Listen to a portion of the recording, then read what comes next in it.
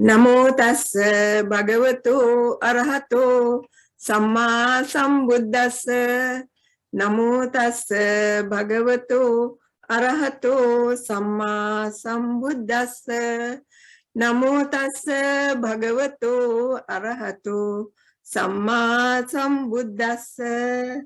Friends, today we are going to study the Abhayakumara Sutta from the Majjhima Nikaya.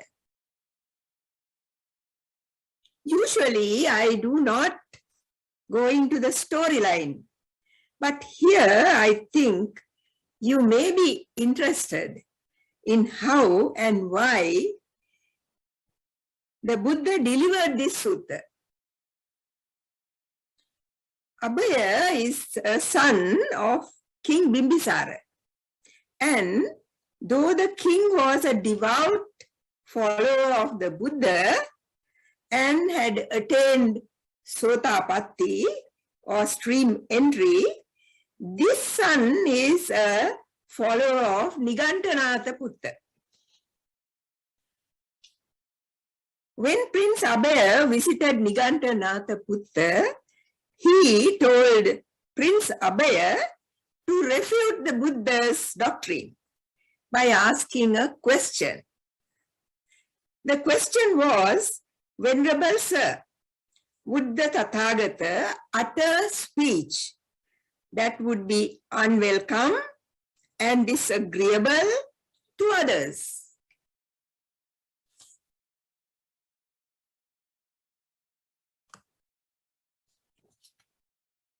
The Niganta thought that whether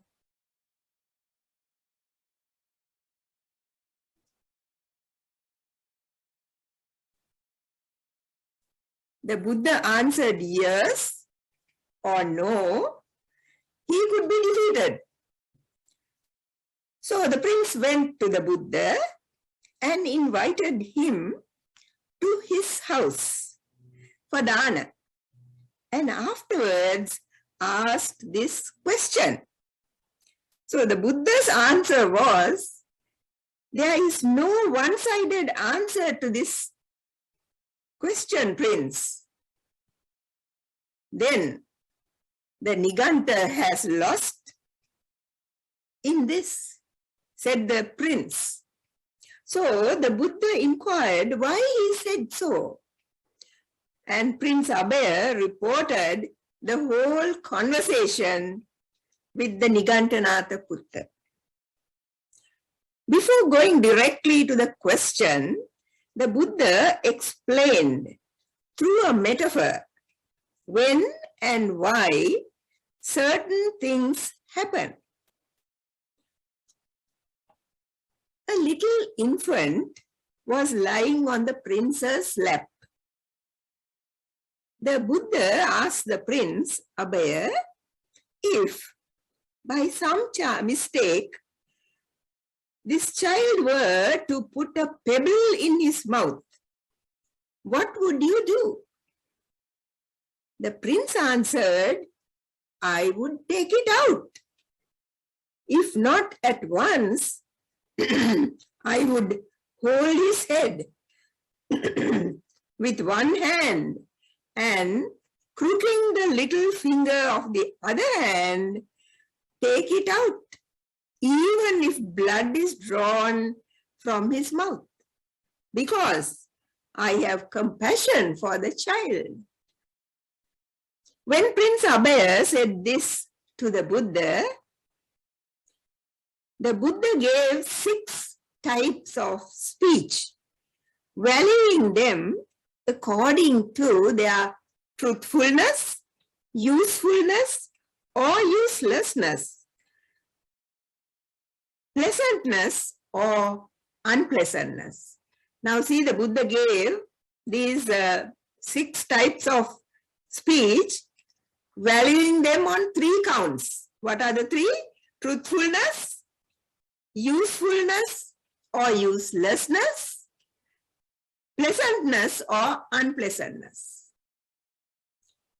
The first is speech that the Tathagata knows to be untrue, incorrect, and unbeneficial, and also unwelcome and disagreeable to others. Now let us see this again. The first kind of speech or type of speech that the Buddha talked about was, it is untrue, incorrect, and unbeneficial, and also unwelcome and disagreeable to others. Now, the Tathagata does not utter such speech. So this is what the Buddha said. Everything that the Buddha taught was in the context of the Four Noble Truths. Here, the Buddha is experiencing these truths, not later or in the past, but in the present. You know, when this talk about speech came about, the Buddha is telling the prince about the Four Noble Truths, how it is connected to speech. We see how selective the Buddha is about what he wants to say. As practitioners, we too should take care in our utterances. So as Buddha's disciples or followers, we too should be very careful about what we say, you see, what we utter with our mouths.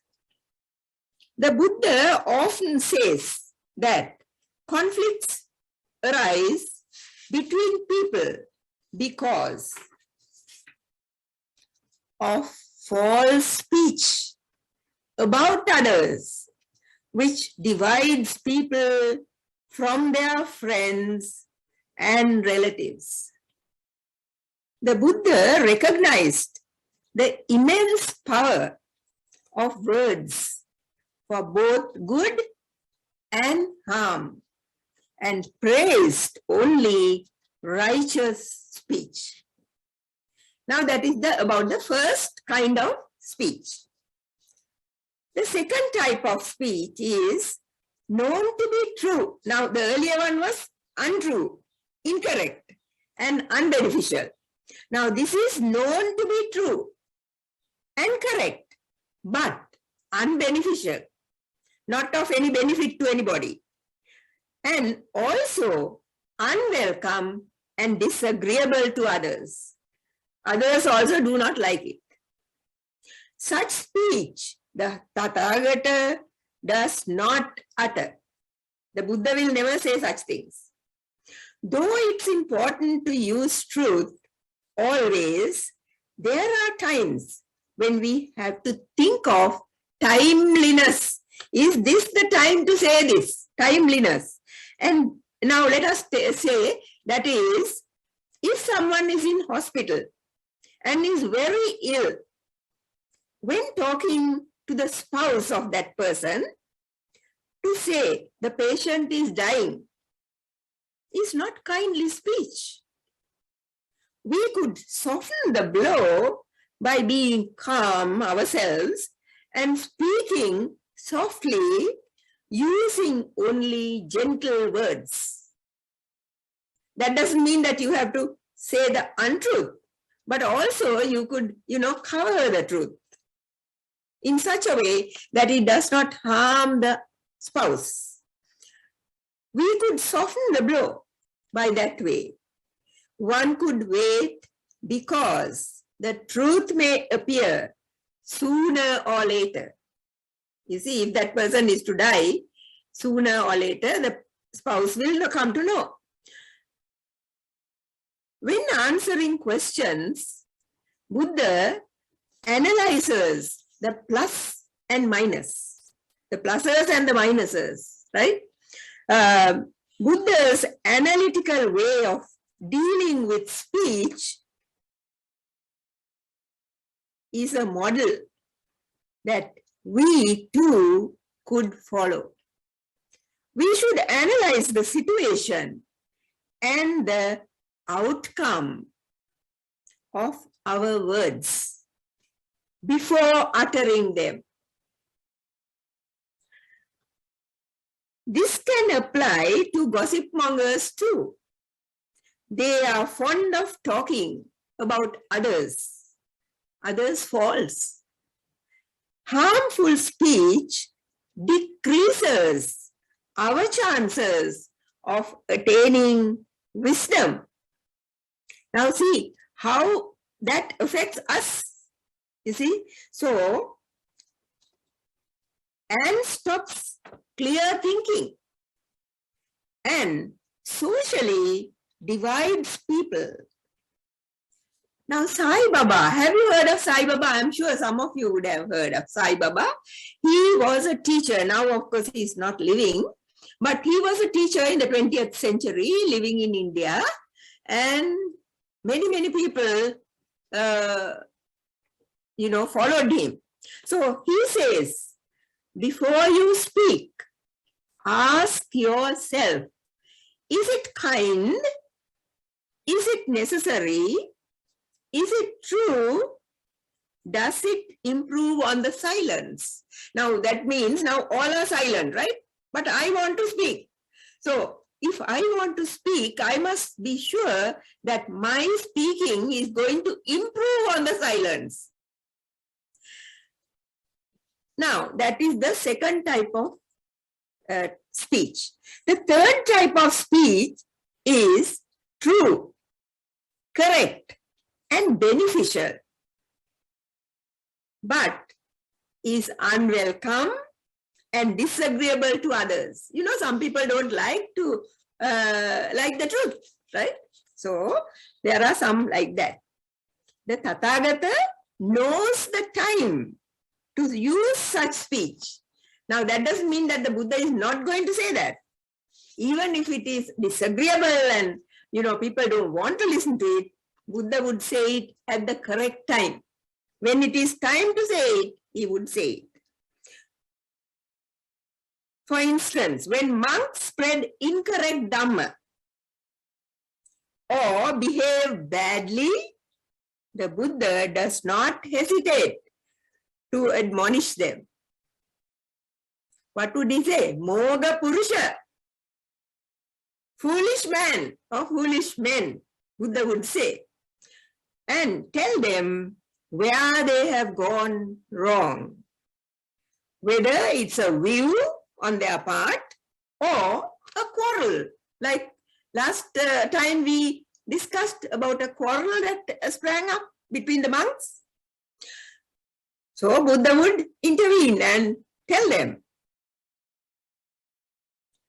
The Buddha uses, now at this point, the Buddha uses the infant's presence to prove to Prince Abhaya that even if some speech is not agreeable or welcome, although it's true and beneficial, when it's the appropriate moment to say it, he would do so out of sympathy and compassion for the listener. It is said not because he is angry with those people or because he wants to, elevate himself or something, but for the benefit of the person concerned. Now, the fourth type of speech is what the Tathagata knows to be untrue, incorrect, and unbeneficial, but welcome and agreeable to others. The Tathagata does not utter. Now, in the Kandaraka Sutta of the Majjhima Nikaya, Buddha agrees with Pessa. Pessa is a man who came to the Buddha, a follower of the Buddha. He was the elephant driver's son. That humankind is a tangle.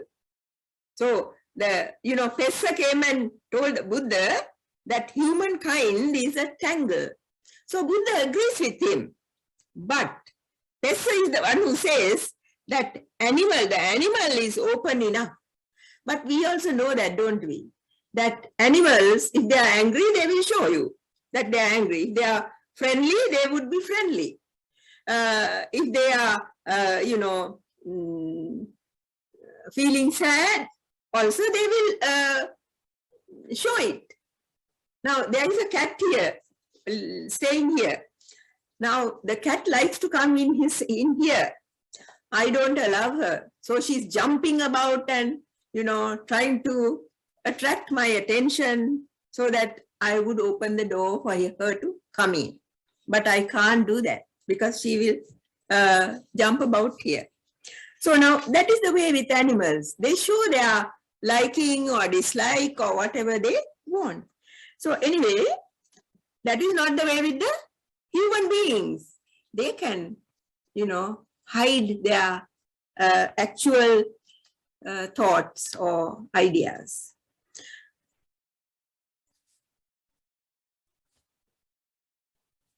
Buddha regarded the tangled aspect of mankind's behavior as true, not only of the lower grades. Now, Pessa said that his servants and followers and, workers were in a tangle.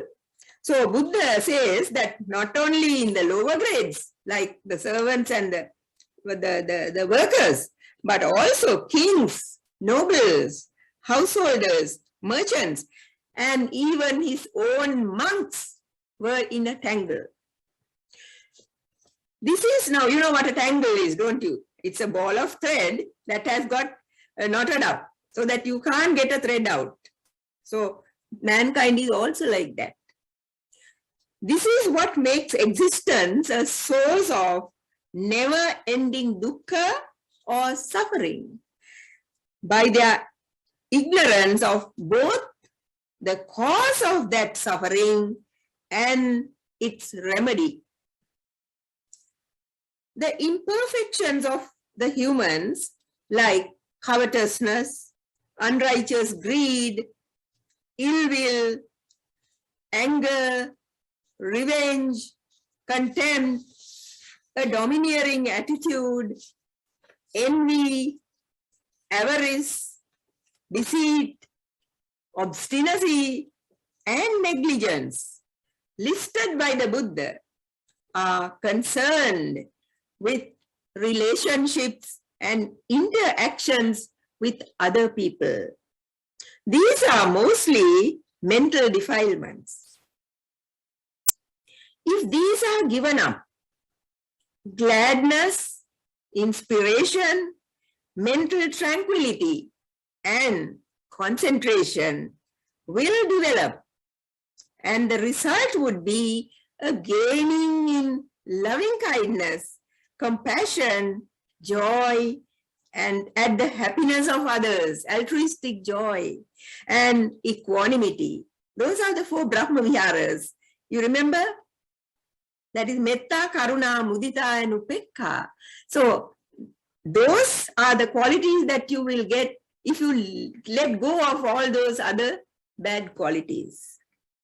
Sometimes underlying tendencies that we have inherited from the past, our past rebirths, we have brought them here. So maybe those may cause us to like this kind of speech, may want us to talk like that, There are certain people who even when they are, loving somebody, they use harsh words.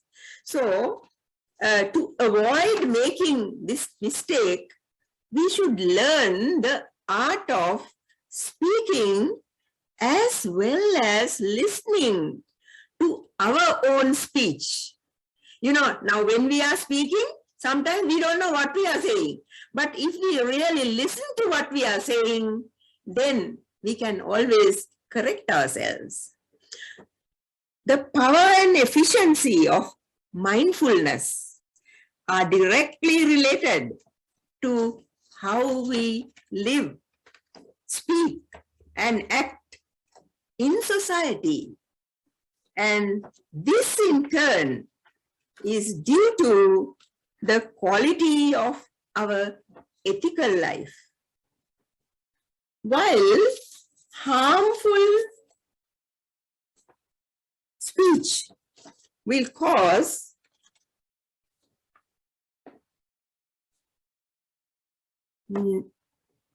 negative results, positive beneficial speech is a nourishment for mindfulness.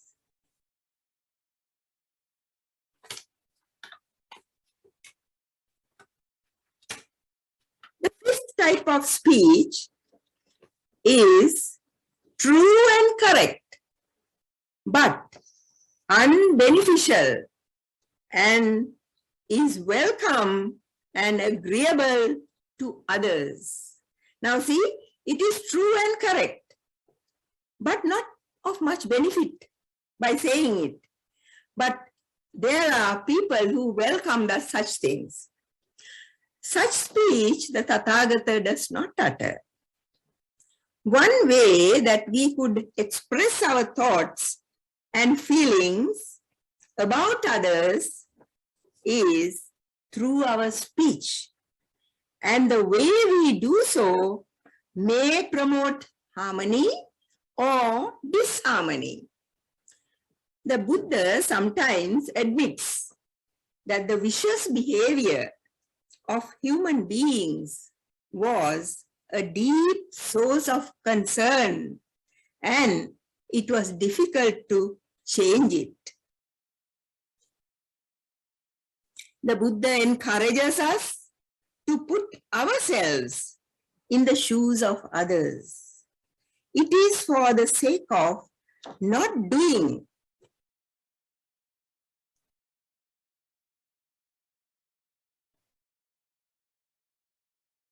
to others what we would not like to be done to ourselves. You see, if we are in their shoes, we will know what they think, why they do this, or why they say this, so that we will not react in the same way we would do. So Buddha says, put yourself in that person's place. Noble silence is also a practice of right speech. So, if something does not meet the requirements of truth, benefit, etc., even if others like to hear it, we could maintain silence. Sometimes the media gives the truth, which does not benefit the listener or the reader, but corrupts the mind of especially the young. Excuse me for a minute. I'll come back in a minute.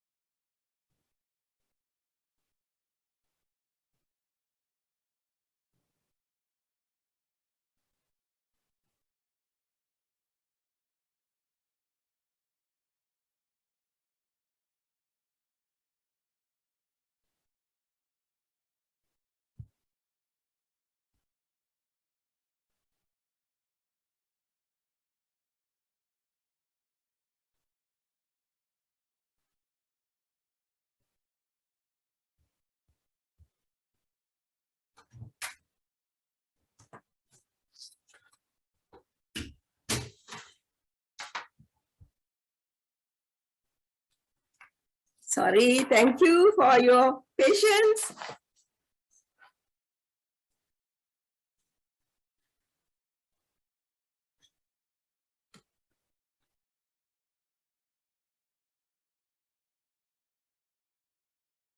I like to remind you of a well-known story.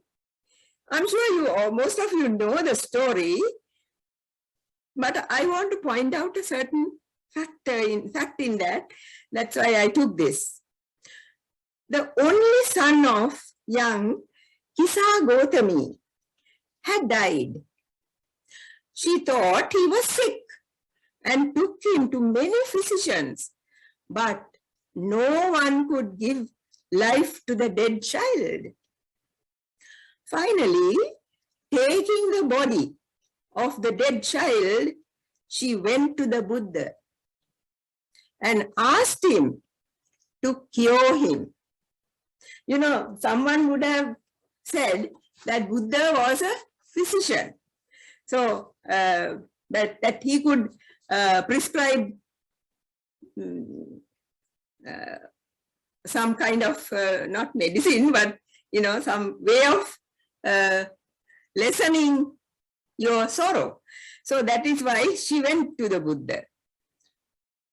Now the Buddha saw that she was mentally disturbed. So instead of telling her the truth, he asked her to bring some mustard seed from a house where no one had died. Though she went from house to house and people kindly offered mustard seed from every house, but every house had lost somebody. A father, mother, relative, someone, right? So, at last, she realized that death was a universal law.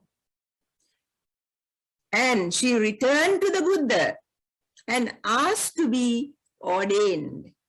She received ordination from the bhikkhunis and later became a great arahant. Here we see right speech in action. The Buddha did not tell her the truth, but devises a method to make her realize the truth. Had he explained the Dhamma, she would not have understood the Dhamma.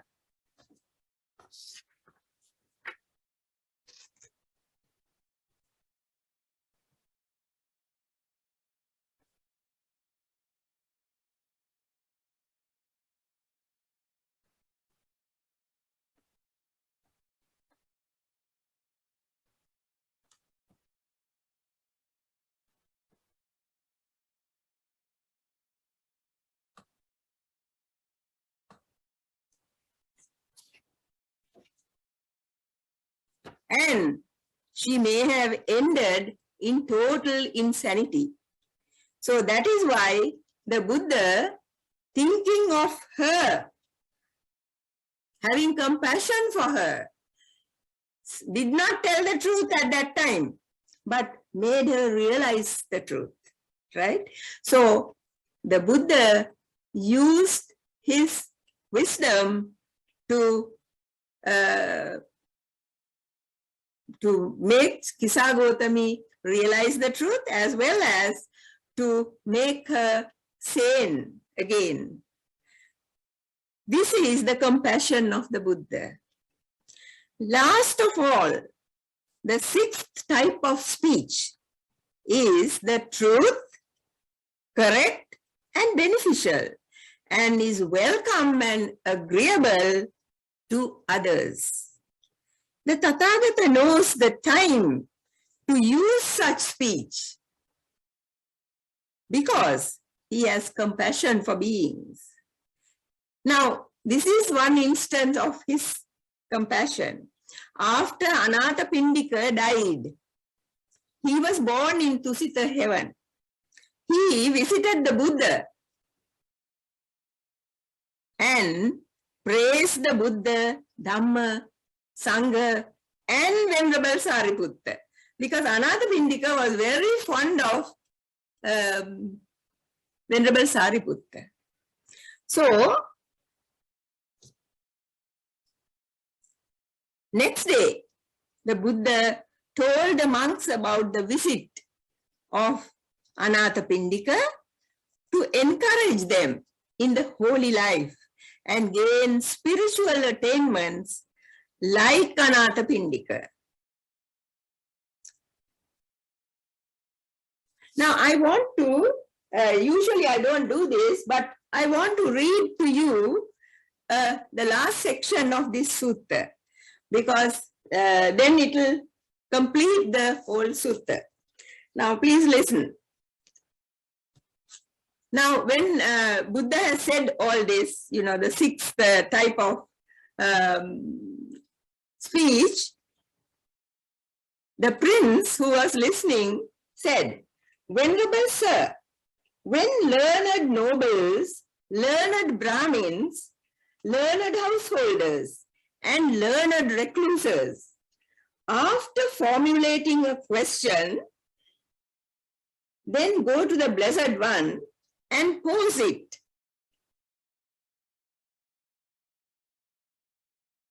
Has there already been in the Blessed One's mind the thought, if they come to me and ask me thus, I shall answer thus?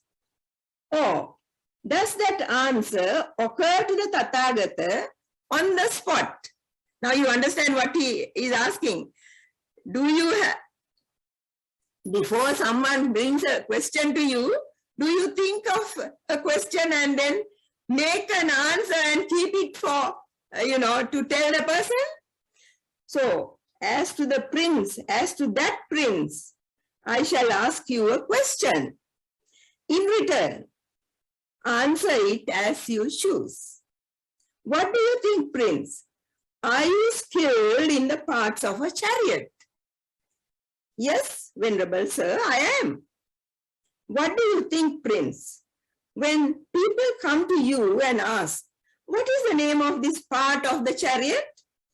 Has there already been in your mind the thought, if they come to me and ask me thus, I shall answer them thus? Or does that answer occur to you on the spot? Now Buddha, when the prince asks him a question, the Buddha in return asks a question. Venerable sir, I am well known as a charioteer, skilled in the parts of a chariot. All the parts of a chariot are well known to me. That answer would occur to me on the spot. The prince answered, so to you, prince, when learned nobles, learned Brahmins, learned householders, and learned recluses, after formulating a question, then come to the Tathagata and pose it, the answer occurs to the Tathagata on the spot. Why is that? That element of things has been fully penetrated by the Tathagata, through the full penetration of which the answer occurs to the Tathagata on the spot.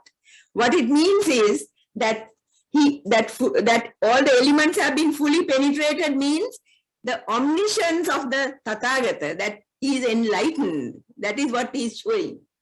When this was said, Prince Abhay said, "Magnificent venerable sir, magnificent venerable sir. The Blessed One has made the Dhamma clear in many ways. From today, let the Blessed One remember me as a lay follower who has gone to him for refuge for life." So he became a disciple of the Buddha. Now this sutta is about right speech, which is the third factor of the Noble Eightfold Path. Buddha considered speech to be so important as to include it among the most skillful Dhamma, like right view, skillful thinking, right action, mindfulness, and concentration. Now these are very, elevated, lofty factors, isn't that so? Wise factors. Among them, speech was also included by the Buddha. Why? Because it was so important. Speech and listening go together. For if we carefully listen to the speaker, we'll be able to understand the underlying meaning of the words.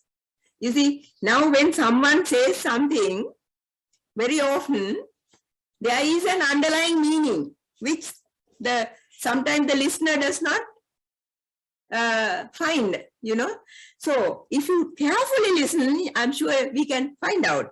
Now, for instance, if a child refuses to go to school saying, I have a headache. Now, actually, the mother would know that if she had a headache, right?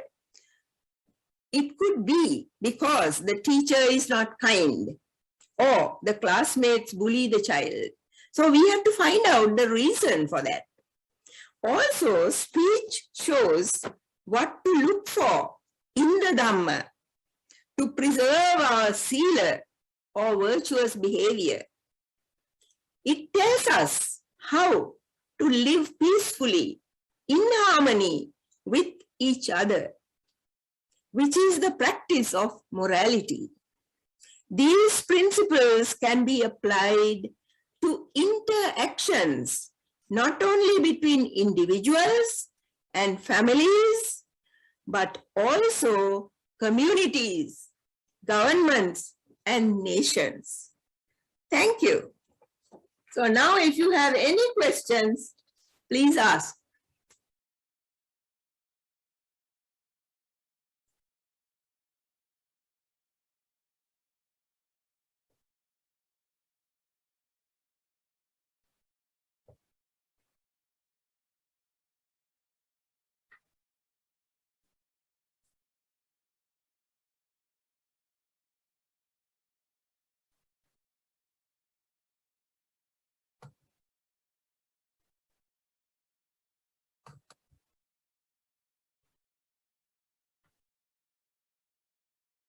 Have you any questions? Okay, then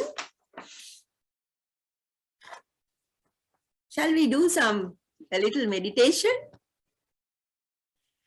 So now, as usual, we must know what we are going to meditate on. Now, today I thought we will see the difference between sensations and feelings. Now, we think that sensations are also feelings, true. But sensations means the physical sensations, what we feel physically. And feelings are more mental, right? So, therefore, today we will do this meditation on sensations and feelings. So, sit in a comfortable, relaxed, and upright position. Now, you already know how to sit, so I don't have to tell you. Take a few deep breaths.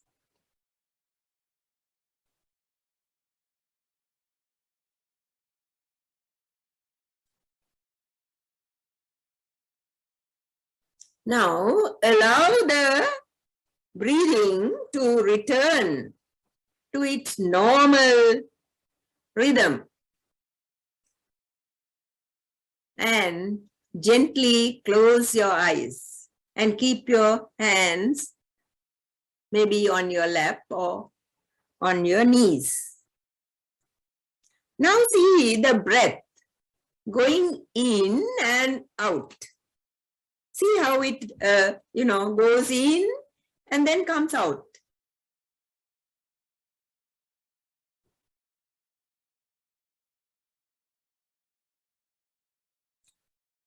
Now, if any sensation in the body calls your attention, calls you or asks you for attention, allow the awareness to go there. Note the sensation. It can be itchiness, lightness, warmth, pressure, resistance, or any other sensation in the body.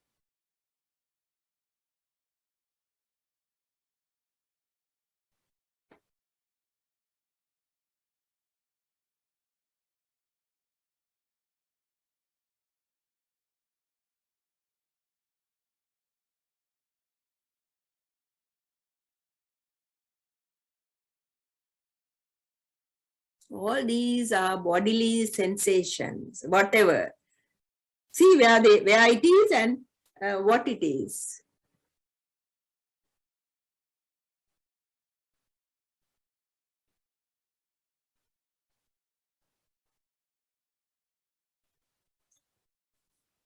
There may be other sensations.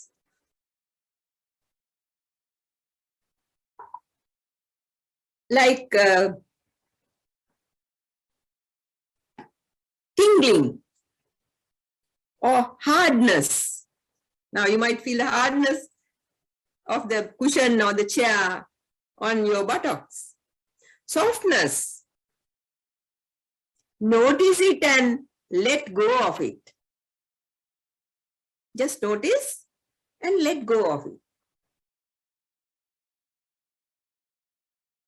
Don't think of the hardness or the softness or tingling or whatever. Don't think about it, but just notice it. Be aware of it. Let it go.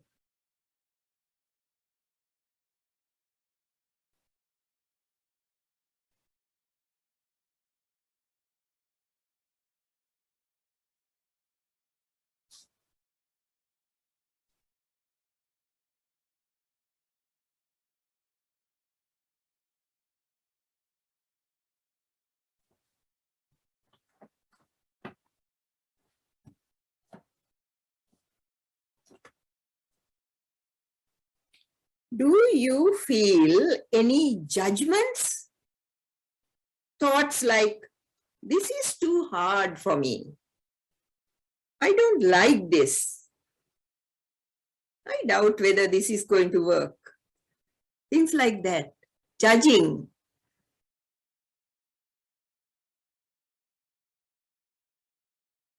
Note that sensation. Observe with a non-judgmental attitude, but with interest about what you see. This is what I am judging. This is the way I judge. So just be interested in that, but do not be judgmental. Let it be non-judgmental.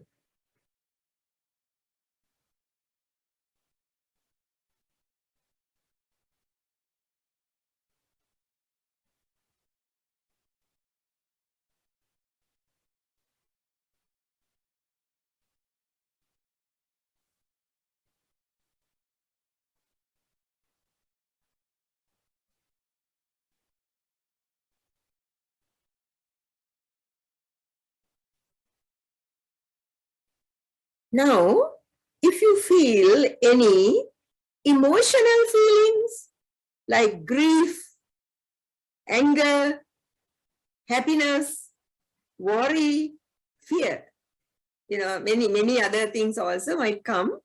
If you have any of these, let go of it. All these are mental. Let go. Drop them.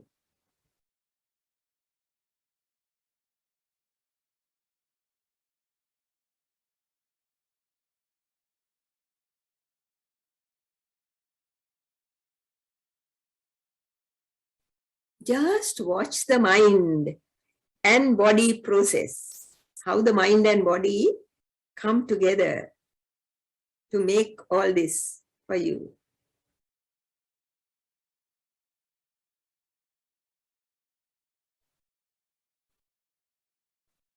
Every time, let go and bring back your awareness to the breath.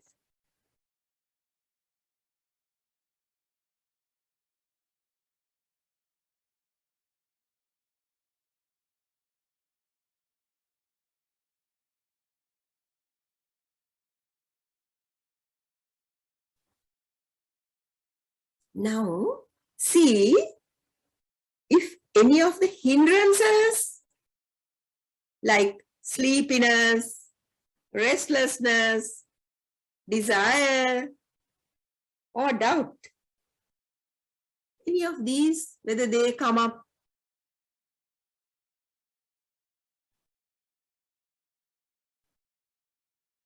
All of them don't come together. Only one will come at one time.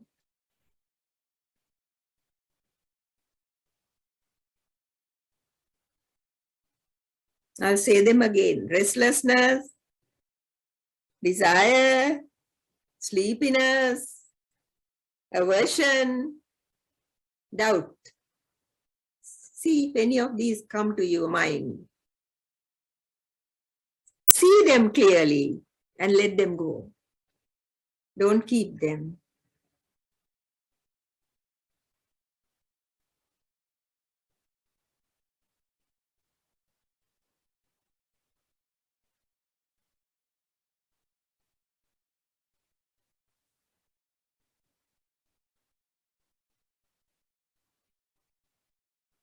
Be calm, relaxed, happy, and peaceful.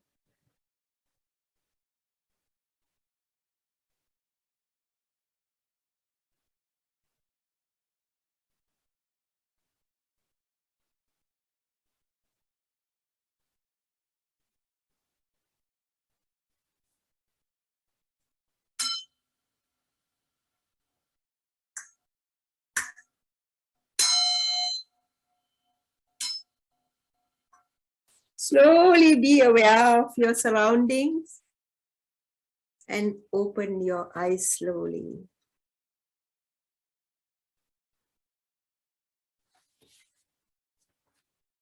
So we have come to the end of the Sutta discussion today.